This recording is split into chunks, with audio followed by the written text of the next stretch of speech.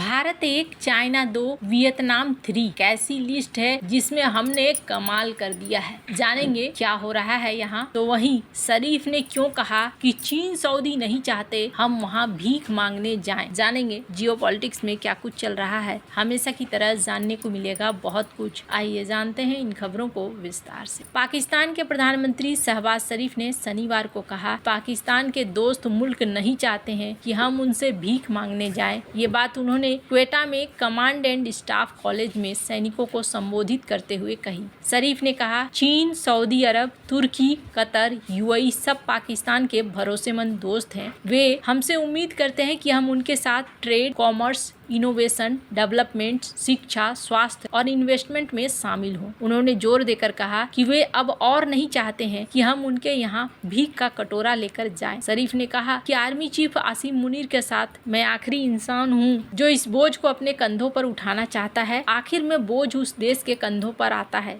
शरीफ ने कहा कि हमें नेचुरल रिसोर्सेज का पूरा इस्तेमाल करना चाहिए, उन्हें सही कामों पर लगाना चाहिए। क्वेटा में ही एक अन्य कार्यक्रम में शरीफ ने कहा कि बलूचिस्तान में आतंकवादियों ने जिन लोगों को भटकाया है उन्हें सही रास्ते पर लाना जरूरी है। आतंकवादियों को न तो जनता, न सरकार, न ही सेना बर्दाश्त करेगी। उन्होंने कहा कि बलूचिस्तान की दिक्कतों के बातचीत के जरिए हल करने की जरूरत है। अगर कोई चिंता है तो भाइयों को एक साथ बैठकर उसे हल करनी चाहिए। पाकिस्तानी सेना प्रमुख आसिम मुनीर ने भी शुक्रवार को Quetta command and staff college में भाषण दिया। इस दौरान उन्होंने कश्मीर विवाद के शांतिपूर्ण समाधान की जरूरत पर जोर दी। उन्होंने कश्मीर में भारत की तरफ से बनाए जा रहे हाइड्रो पावर प्रोजेक्ट पर आपत्ति जताई थी। मुनीर ने कहा था कि पाकिस्तान को कभी भी दबाया नहीं जा सकता। सेना प्रमुख ने भारत के साथ संघर्ष के दौरान मारे गए लोगों को श्रद्धांजलि दी और कहा कि अपने देश की रक्षा के लिए पाकिस्तानी लोग लोहे की दीवार बन गए। शहबाज शरीफ हाल ही में 25 से 29 मई तक तुर्की, ईरान, अजरबैजान और ताजिकिस्तान के दौरे से लौटे हैं। इस दौरान उन्होंने इन देशों के राष्ट्र अध्यक्षों का भारत के साथ लड़ाई के वक्त समर्थन देने के लिए शुक्रिया कहा। ईरान और अजरबैजान के दौरे पर शरीफ ने भारत के साथ बातचीत की इच्छा भी जताई। यहाँ पर वैसे आपको बता दूं, जिस क्वेटा में खड़े होकर ये बातें कर रहे थे उसके विपरीत अगर बात करें भारत की, तो भारत मैन्युफैक्चरिंग लागत के मामले में अब दुनिया का सबसे सस्ता देश है। ये चीन और वियतनाम को पीछे छोड़ चुका है।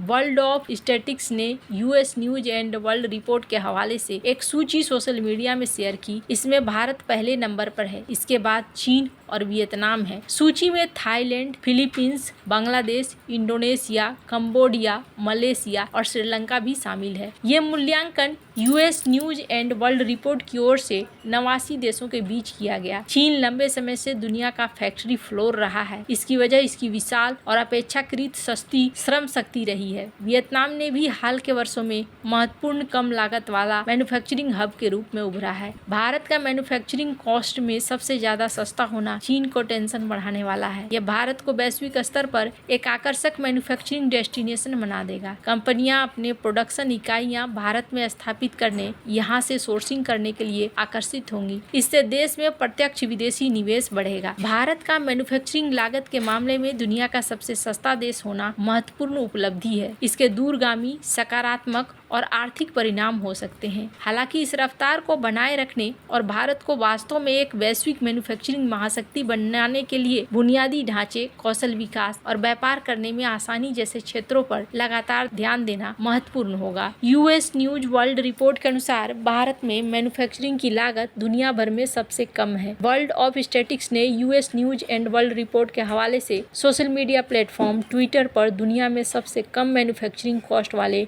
89 देशों की सूची जारी की है। चीन और वियतनाम भारत से पीछे दूसरे और तीसरे स्थान पर हैं। सबसे कम मैन्युफैक्चरिंग कॉस्ट वाले देशों की लिस्ट में भारत दुनिया में नंबर 1 है। टॉप 10 लिस्ट में भारत, चीन, Vietnam, Thailand, Philippines, Bangladesh, Indonesia, Cambodia, Malaysia, Sri Lanka जैसे देश शामिल हैं। US news and world report ने 89 देशों का मूल्यांकन किया। सबसे सस्ती मैन्युफैक्चरिंग कॉस्ट वाले टॉप 10 देशों की लिस्ट में थाईलैंड चौथे, फिलीपींस 5वें स्थान पर है। इस लिस्ट में बांग्लादेश, इंडोनेशिया, कंबोडिया, मलेशिया और श्रीलंका है लिस्ट में। इसके बाद Ghana, Kenya, Mexico, South Africa, Colombia, El Salvador, Chile, Kazakhstan, Uzbekistan, Tunisia और अल्जीरिया का स्थान है। चाइना बार बार क्यों चाहता है कि भारत को रोका जाए, भारत को किसी न किसी युद्ध में फंसाया जाए? इसके पीछे का बड़ा कारण यही है कि भारत मैन्युफैक्चरिंग में काफी तेजी से आगे बढ़ रहा है। एक जमाना था जब कभी चाइना में मैन्युफैक्चरिंग हब था, पर आज की डेट में ये चीजें मुश्किलों भरी होती जा रही है। स्क्रीन पे एक आर्टिकल देखिए, जिस आर्टिकल में क्या कहा जाता है। जिस आर्टिकल में ये कहा जा रहा है कि चाइना में अभी ग्रेजुएट हो रहे हैं लोग और इनके पास जॉब नहीं है, और ऊपर से क्या हो रहा है कि और भी ज्यादा जो ये व्यापार युद्ध है, व्यापार युद्ध हालात को और ज्यादा खराब कर रहा है।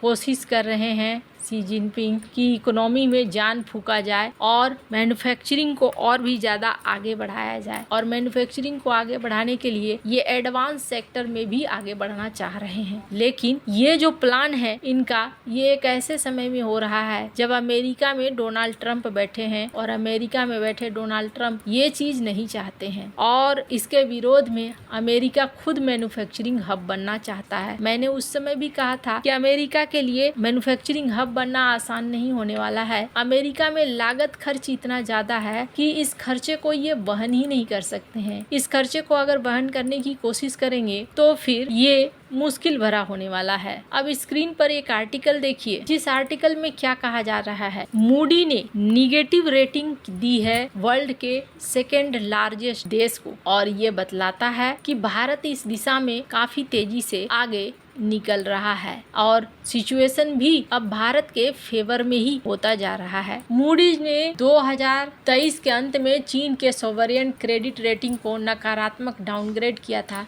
2025 में भी इसे बनाए रखा, क्योंकि संपत्ति के क्षेत्र का संकट, कमजोर घरेलू मांग, अमेरिकी टैरिफ और व्यापार तनाव, बढ़ता सरकारी ऋण, वैश्विक निवेशकों का घटता विश्वास, ये सब एक बड़ा कारण बन रहा है। तो चीन का रियल एस्टेट क्षेत्र, जो उसकी जीडीपी का लगभग 25 से 30% हिस्सा है, गंभीर संकट का सामना कर रहा है। डेवलपर्स जैसे एवरग्रांड, स्नैक चाइना भारी कर्ज में डूबे हैं। कई परियोजनाएं अधूरी हैं। मूडीज ने उल्लेख किया है कि स्थानीय सरकारों और सरकारी कंपनियों को बचाने की लागत में चीन की वित्तीय स्थिति को कमजोर किया है। बेरोजगारी, कमजोर उपभोक्ता विश्वास और नौकरी बाजार की अनिश्चितता के कारण चीन में घरेलू मांग कमजोर है। सरकार ने ब्याज दरों में कटौती, खरीद प्रतिबंधों में ढील जैसे उपाय किए हैं, लेकिन ये प्रभावी नहीं हो रहे हैं। अमेरिकी राष्ट्रपति डोनाल्ड ट्रंप के नेतृत्व में 2025 में चीनी सामानों का अतिरिक्त 10% का टैरिफ, ये और भी ज्यादा यहाँ असर भी डाल रहा है। मूडीज ने कहा कि ये टैरिफ चीन की अर्थव्यवस्था को कमजोर कर सकता है। सरकारी ऋण भी